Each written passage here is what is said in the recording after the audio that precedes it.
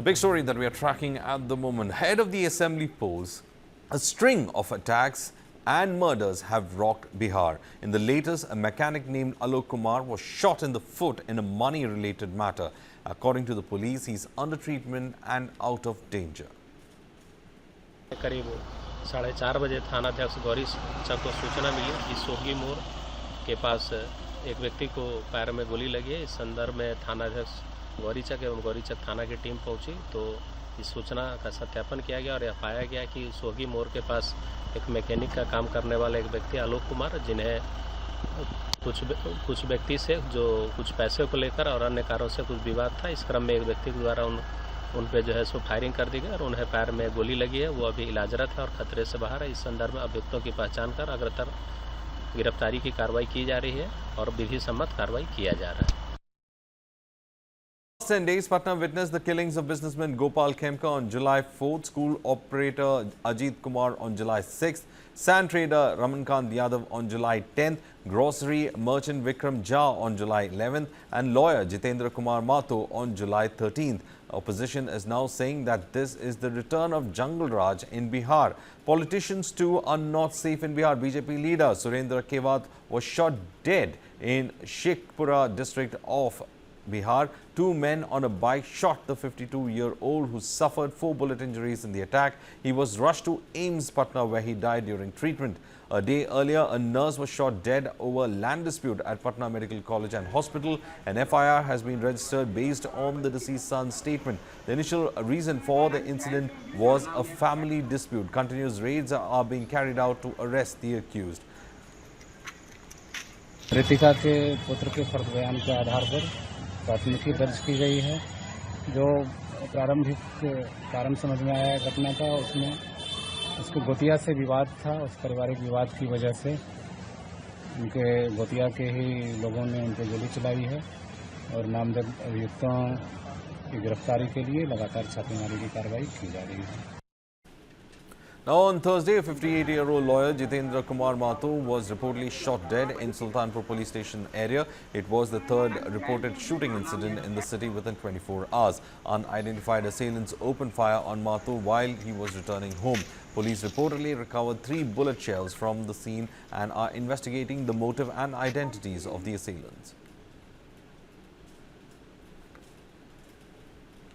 Last week, a prominent businessman, Gopal Khemka, was shot dead outside his home in Patna.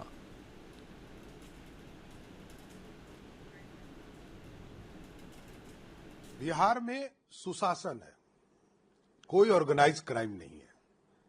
अब है क्या कि कुछ विरोधी को सिर्फ ये लगता है कहीं घटना घटी, घटना का कारण भी जानो।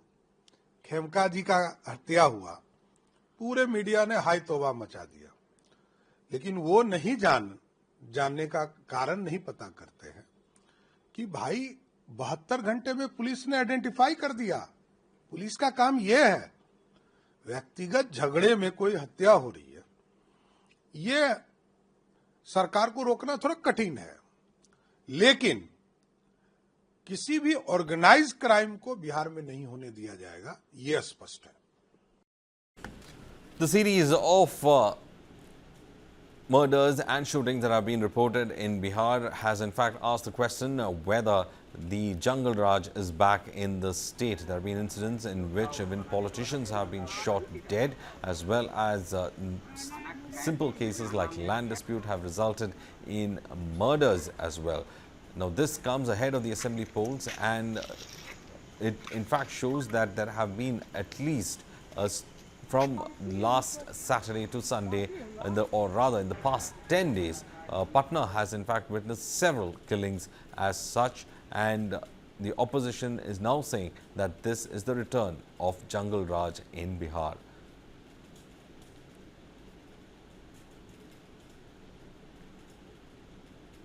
There are several incidents that have been reported with regard to shooting as well as killings in Bihar, and the police have been in fact registering several FIRs based on that as well. In the past 10 days, Patna witnessed the killing of businessman Gopal Khemka on July 4th, school operator Ajit Kumar on July 6th, sand trader Ramakant Yadav on July 10th, grocery merchant Vikram Jha on July 11th, and lawyer Jitendra Kumar Mato on July 13th. In fact, we are on now joined by RJD leader Shakti Yadav. Shakti Yadav जी, इतना crimes हो रहा है बिहार में, जंगल राज वापस आ रहा है क्या बिहार में?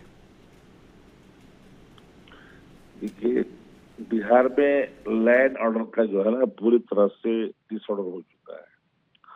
और बिहार में असल है क्या कि अपराधियों का जो सत्ता का संरक्षण प्राप्त होने के कारण मनोबल काफी बढ़ा है।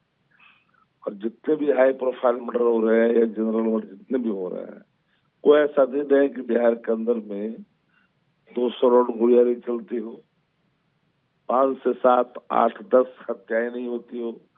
पटना जो कैपिटल है बिहार का, राजधानी है, वह भी सुरक्षित नहीं है और पूरी सरकार अचेत है। सबसे बड़ा सवाल है जो काम करने वाले अधिकारी है और सभी को सेंटिंग में डाल दिया गया है। शक्ति यादव जी, बिहार में बीजेपी का प्रवक्ता भी सेफ नहीं है, उनको भी मार डाल रहा है। और बिहार में जब इतना रूलिंग पार्टी का लोगों को भी सेफ्टी नहीं है, तो क्या हो रहा है बिहार में? ये रूलिंग पार्टी तो कल देखिए तिवारी जी की हत्या, इसके पहले खेमका बीजेपी की हत्या, जो भी लोग थे वो सब सत्ता प्रतिष्ठान से हो या सत्ता प्रतिष्ठान के बाहर से रहने वाले लोगों, कोई बख्शे नहीं जा रहे हैं। और वो सरकार पूरी तरह से एकदम निद्रा में अचेत भी है। नीतीश कुमार जी की मानसिक हालत ठीक नहीं, अब शासन पर पकड़ रहा नहीं, पूरी तरह से एकदम जो उनके 4 लोग हैं, भुंजा पार्टी के लोग हैं, वही लोग इनके शासन का कर्ता धर्ता बन गया। अब ये पटना जैसे कैपिटल में 3 सीनियर एसपी का और सिटी एसपी का और टीएसपी का ट्रांसफर हुआ मात्र 1 महीने के अंदर में। 1-2 महीने के अंदर में अगर 3 सीनियर एसपी बढ़ते जाएंगे तो कल्पना करिए कि वो कैसी गवर्नमेंट है। बिहार के अंदर में एक डीके टैक्स है बिहार में जो प्रभावकारी है, उसके बिना पोस्टिंग नहीं, वो चढ़ावा चलता है और चढ़ावे के आलोक में ट्रांसफर और पोस्टिंग होते रहते हैं। जिन अधिकारियों का पदस्थापन पैसे लेके होंगे उनसे क्या उम्मीद करिएगा कि आपको कानून व्यवस्था पर ध्यान देंगे। नीतीश कुमार जी की सबसे बड़ी बात है कि नालंदा बगल में नालंदा है, वो सुरक्षित नहीं है। वहाँ अभी हाल में लगातार हत्याएं हो रही है। वहाँ का एसपी नया है जो सिटी एसपी था पटना में, कोई लेना देना नहीं है और किसी को मतलब नहीं। रात में जो माल वाहक वाहन होते हैं उससे और बालू और दारू, इससे पैसे वसूल करने में इनकी पुलिस रहती है। 112 नंबर की गाड़ियां जो भी बनाया गया है जो तत्काल पहुंचने के लिए सूचना के बाद घटना के तौर पर, उन गाड़ियों का सिर्फ काम रह गया है दोहन करना। तो आप कानून का राज कैसे स्थापित होना देखना चाहते हैं।